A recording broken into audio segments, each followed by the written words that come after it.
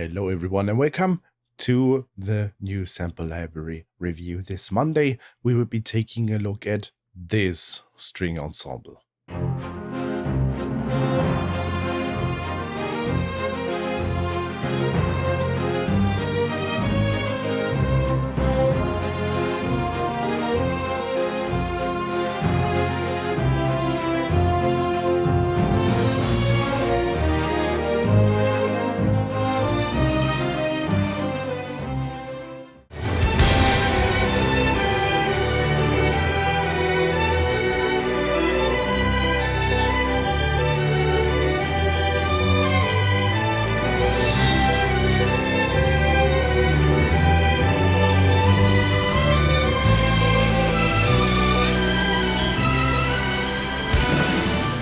Yeah, those famous strings, which were actually played live right now here, is sampled as a sample library called Tokyo Scoring Strings. And the company called Impact Soundworks sit down and sampled them in a really huge flagship string library. And we'll be taking a look at this library today, so stay tuned if you're interested.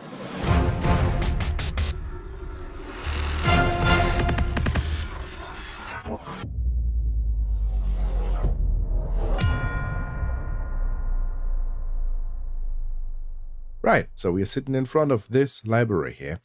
Tokyo Scoring Strings for $4.49 is available at impactsoundworks.com and comes with incredible NKS support. You get controls for almost everything you'd want, including different volume levels for all the different articulations, legato transition and portamento slides, and so much more. We will go through a example page section and complete control here in just a second, but let me tell you about one special feature that this library offers that I think will be the future of sampling and is already becoming the future of sampling, to be honest. The feature I'm talking about is called look ahead mode. And Tokyo Scoring Strings introduced this when they initially came out about 1.5 years ago, if I remember correctly. And look ahead mode is not just used by Impact Soundworks, but by different other library developers too, like straight ahead samples, for example. Look ahead mode takes your performance and runs it through an analyzer and gives you a certain delay, like for example, about a second. And after that delay, it will analyze everything you've played so far and pick the most realistic approach of playing it. Like it's analyzing what you're doing and emulates as natural performance as possible. That results in a much more human-like way of playing the instrument, and overall sounds just great because it can fix the errors that you do either while editing your MIDI or just by playing a sampled instrument, which is not a natural like real instrument that you can hold in your hands and play the way that humans play it. You can control the reactive speed of the library from slow, where you can play really slurred lines and smooth legato transitions, to really, really fast, where you want to play really fast staccato-like sequences. And the library will automatically get rid of all the fast transitions, which wouldn't be playable if you were human, because it's just not doable. If you play a really fast line, you cannot play the legato transitions. So I've loaded the Violins I here first. Let's listen to those violins before we get into the detailed information about the pages.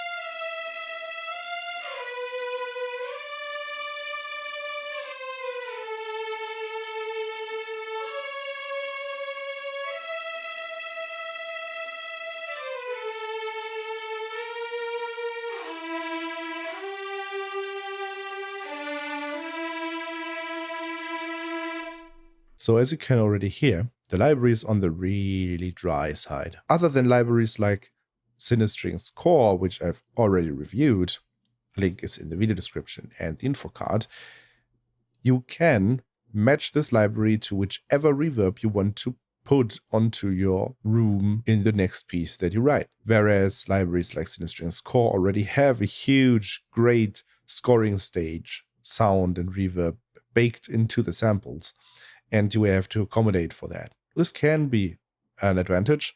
It doesn't have to be, though. If you're a fan of just taking the samples as they are and mix them together and they will just fit, then this library takes a bit more work to get it done well and sitting well in your mix, right? Because you don't have any reverb here. This is a really dry scoring stage. Let's take a look at the pages, which look identical in all of the sections. By the way, you've got 8 violins 1, 6 violins 2, 4 violas, 3 cellos, and 3 basses in this library. Let's go to the first page here. So the first page is mic/mixer. And I've loaded a mics patch here. So for every instrument, you get 2 patches. You get basically a light patch where you don't have the mic mixer included, and you get a prepared mix that sounds great. You were listening to that all the time. And then you've got a patch where you get all the mic positions loaded, which is much bigger and takes up much more RAM than the other one. But here you can control all the microphone positions. And we will start by going through the parameters here. Close. Deca. Room. Surround. Mixer close. Deca. Room. Surround. So you get the mics and the mixer settings accordingly. This is where you can turn them on or off, and this works just fine with this library. So not a problem like the CineSamples, for example, where you have to enable them manually within the interface. You can just turn the knobs and they will fade in and out. Let me show you how it works real quick. Let's go to this one. Mic close. Let's turn on the no close knob, right? On. So now the close mics are on, and now we have to turn the volume. Mixer close. 12.0 dB. Now the violins sound different.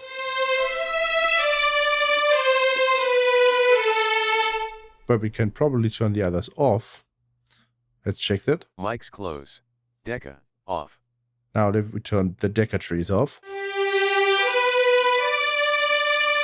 Can we now turn this down? Minus 0.0 dB. Minus 21.9 dB. Minus 1.2 dB. How about we turn off the close mics and only enable the surround mics? Mics close. Off. Surround.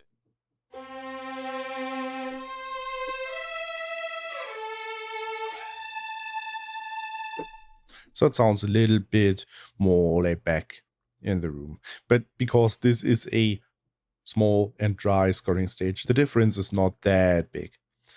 Well, so this is the mic mixer. That one is only available within the mic mixer patch, and you get 1 patch for every section, in addition to the light patches, which only got the prepared mixes. Now, let's continue to the next page. Perform/legato. Great. So the Perform Legato is the first page in the light patch, and we have those settings. Perform dynamic. So the dynamics, which can also be controlled via the mod wheel.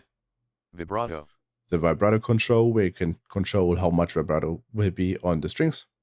Concertina. Concertina and Niente. Niente, where you can control the playing style of the bow and the strings here.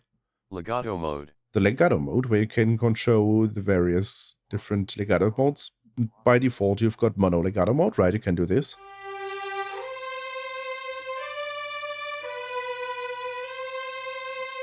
But you cannot play multiple notes at the same time. But Poly. Poly allows you to play multiple notes at the same time, and they will transition accordingly.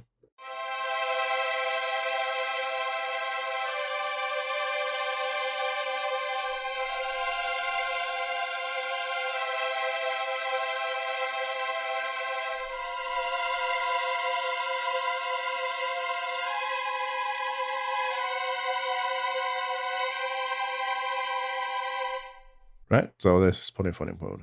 Then we've got Latency. latency, where we can control how much latency will be applied when turning look ahead mode on. Speed. Then we've got the speed, which is what I've already explained. By default, it's set to Slow. where you get really smooth and slow slurred legato transitions, but you can turn it up to Speed. Medium. Very fast. very fast in the case that you need to play a really fast line.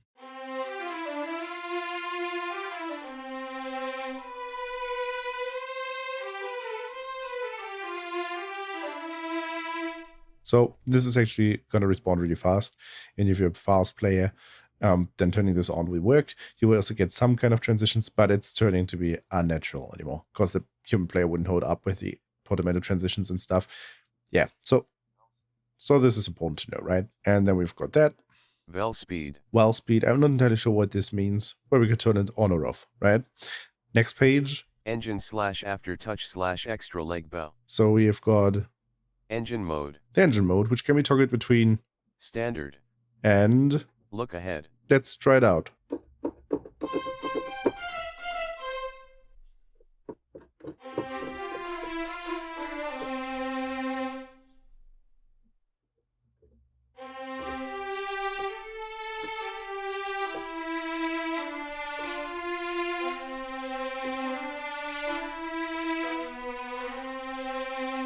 So I'm not a good piano player at all, but playing this is also really weird because you have this huge delay and it's not even set to its maximum, like 1 second. But if you set it to look ahead mode, generally you play things in standard mode without look ahead, so that you can you hear everything, you play in time, you quantize stuff, and then you can turn on look ahead mode, and then you can set it to 1 second track delay or whichever latency you choose. The higher the latency, the more natural the playback will be. And then the engine will make sure to have like really natural sounding transitions and all this kind of stuff that goes with a human performance, right? And they're actually doing this quite well.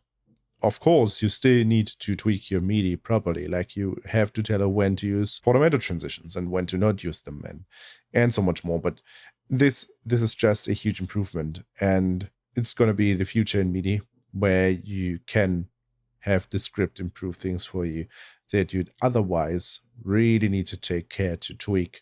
So it's improving your workflow by saving you a lot of time, right? So this is awesome. Not every library has this. I'm pretty sure that so far only Tokyo Scoring Strings offers this for actual strings. So yeah, that's something to know for sure. So now let's turn this off again. Zero late. Oh yeah, and then there's also the zero latency mode, which is literally play now. Even though the standard mode has like 100 milliseconds or something like that, which is absolutely okay. But zero latency is really zero latency. It doesn't have like any intro attack samples and stuff. So zero latency is the absolute minimum. If you are really picky with things like this, then go with zero latency mode. It's there. So what else do we have? Dyne range. The dynamic range, you can change that here. So you can basically change how much the mod we in the dynamic fader will actually do to your dynamic range. So you can make it smaller or bigger. Neighbor RR. You've got round robin controls. No parameter. Dynamics. You've got aftertouch dynamics. Vibrato.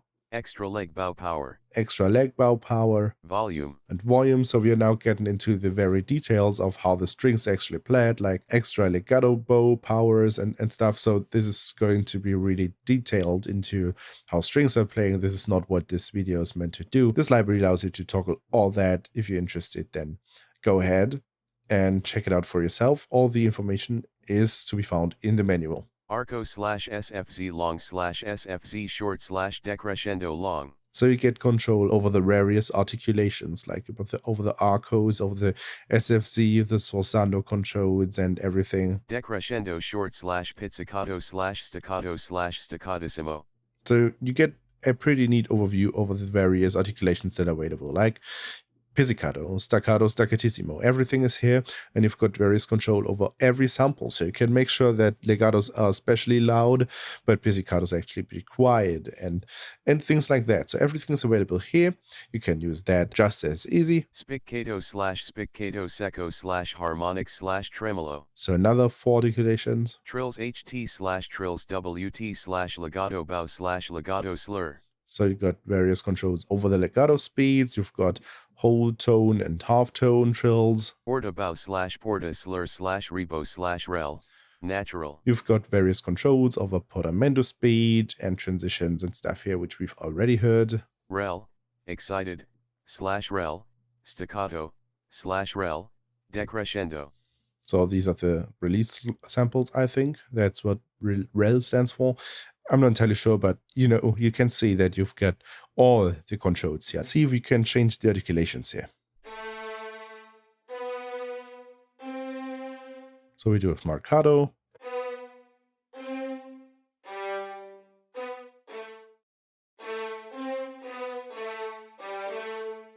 Which is kind of a staccato kind of thing.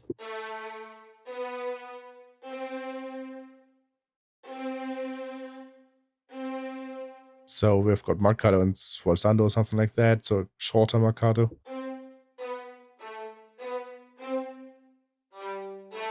So this is a spiccato here. And even shorter, spiccatissimo. So we've got various lengths of samples. Even shorter here, great. If you're wondering why I'm playing just the lowest notes here, because I don't have that big of a keyboard range. I have a new keyboard, which is a 61 key keyboard, but the key switches are at the very, very bottom end of the range of the keyboard. So I have to go to octave -3, and then I have only like 5 or 6 keys at the very end of my keyboard, which I'm actually playing notes with the violins here.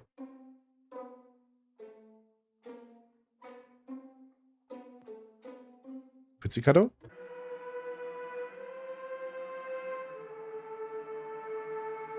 Harmonics at the very bottom end of the violin range are actually sounding kind of creepy, right?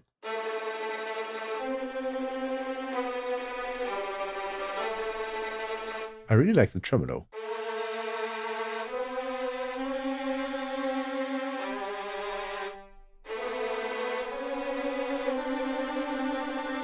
So trills, and that's it. And here's a quick overview over the dynamic range.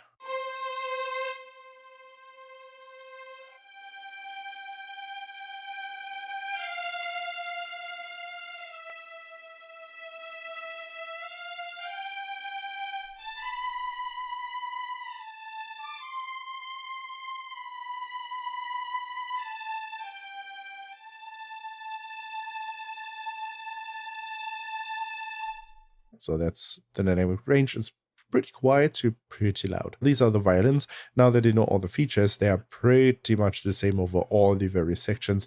Let's just go through the other sections here real quick. So here's the Violins II.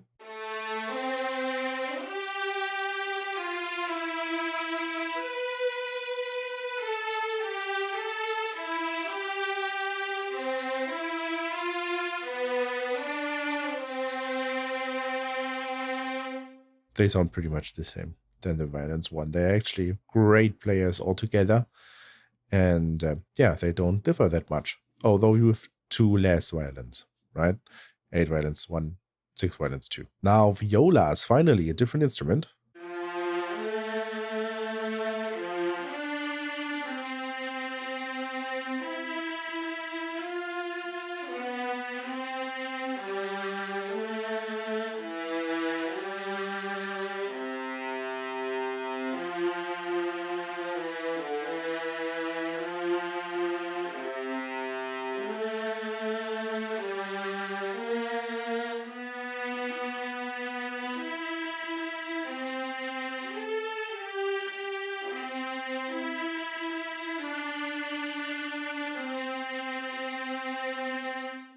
Now here's the cello, probably my most favorite instrument of the string section.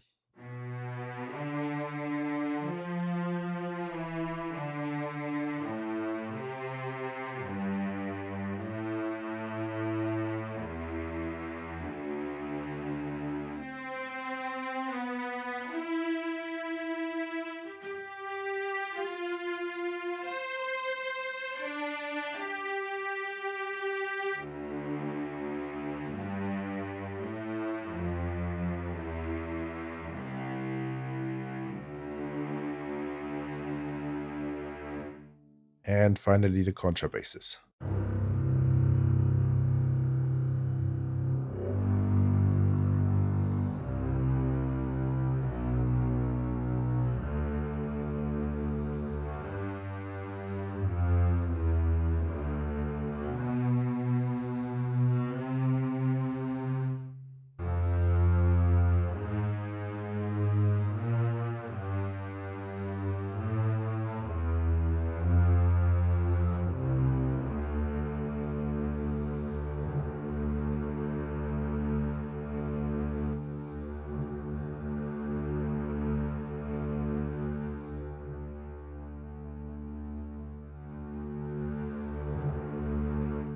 So you can definitely hear the rebowing here, which is actually kind of neat. So you don't have endlessly looped samples, which should be absolutely unnatural, but instead you have to rebow whenever you want to continue the note.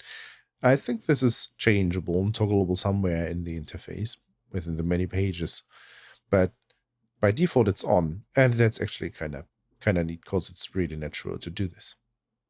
Right, so that is everything there's to say about Tokyo scoring strings. I definitely like that library, and I have to put more time and effort into getting used to this library and use it more often to find out all the small details that are hidden somewhere in the manual and in the product. But apart from that, this library takes up 80 gigabytes of size. So if you want to install that, make sure that you've got enough room. There are many much smaller string libraries out there, but also bigger ones. And yeah, that's probably all there is to say about this library. Compared to CineStrings CORE, I'm not really good in comparing those. I'd say CineStrings CORE, there's a reason why this library is the flagship library that's like commonly used throughout the industry. But Tokyo Scoring Strings is a pretty new one, and especially with the look ahead mode, has its advantages over CineStrings CORE. I really like the library, and from time to time I like to pick it up and give the look ahead mode a go. And I really find this is a huge improvement over all the other string libraries. However, you've got more mic positions in CineStrings CORE. I'm pretty sure that you've got more flexibility, like more mixes, more mic positions, and the scoring stage is much broader. Like in this scoring stage, the violins are kind of like in the middle and like equally distributed over the entire width of the stereo field, whereas the cellos are a bit to the right, but the scoring stage isn't as broad and as wide and like impressive as it is in CineStrings CORE. So that might be an argument for CineStrings CORE when you want to build those orchestral, like epic movie and TV scores where you really want to utilize the entire scoring stage and just blast your listeners off with a huge soundscape. Then I'm not entirely sure. You would probably need to put a more mixing effort into Tokyo scoring strings to actually achieve that. But then again, Tokyo scoring strings is not a symphonic kind of orchestra, right? The size is more the size of a chamber orchestra, and the scoring stage actually sounds like a chamber, like you have no reverb. So this is more chamber orchestra size, whereas CineStrings CORE is more of a symphonic attempt, much more players and stuff. So yeah, this is mainly the difference. You can hear more detail in Tokyo scoring strings, I think, because it's a chamber orchestra size, and you definitely have the more impressive sound in CineStrings CORE. But you can achieve both kind of by putting a lot more mixing into it. But yeah, that's just my attempt on Tokyo scoring strings, my opinion on this, and I hope you enjoyed it.